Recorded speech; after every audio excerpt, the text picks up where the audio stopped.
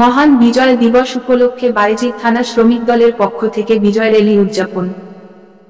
মহান বিজয় দিবস উপলক্ষে চট্টগ্রাম মহানগর আওতাধীন বায়েজিদ থানা শ্রমিক দলের উদ্যোগে সোমবার 16 ডিসেম্বর সকালে শহীদ প্রেসিডেন্ট জিয়াউর রহমান বীর উত্তমের স্মৃতি বিজড়িত 16 শহর ঐতিহাসিক বিপ্লব উদ্যান থেকে বিজয় র্যালি বের হয়।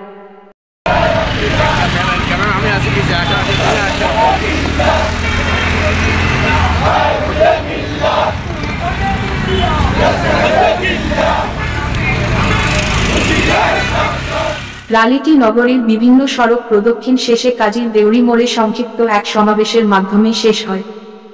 বায়েজিদ থানা শ্রমিক দলের উদ্যোগে বিজয় মিছিলের নেতৃত্ব দেন বায়েজিদ থানা শ্রমিক দলের সভাপতি মোহাম্মদ শরীফুল ইসলাম, বায়েজিদ থানা শ্রমিক দলের সাধারণ সম্পাদক মোহাম্মদ শাহাবুদ্দিন, সাংগঠনিক সম্পাদক মোহাম্মদ গিয়াসউদ্দিন, যুগ্ম সম্পাদক মোহাম্মদ মিজানুর রহমান সহ বায়েজিদ থানা শ্রমিক দলের অসংখ্য নেতৃবৃন্দ।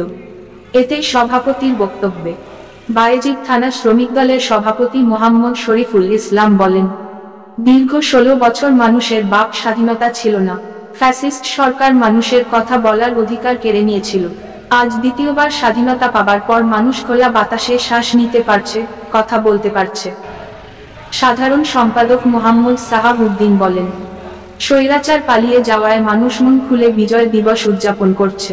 আগামী দিনে সুখী সমৃদ্ধ বৈষম্যহীন নতুন বাংলাদেশ গঠনে বিএনপির ভারপ্রাপ্ত চেয়ারম্যান তারেক রহমানের নেতৃত্বে বিএনপির নেতাকর্মীরা সকল ষড়যন্ত্র মোকাবেলা করবে।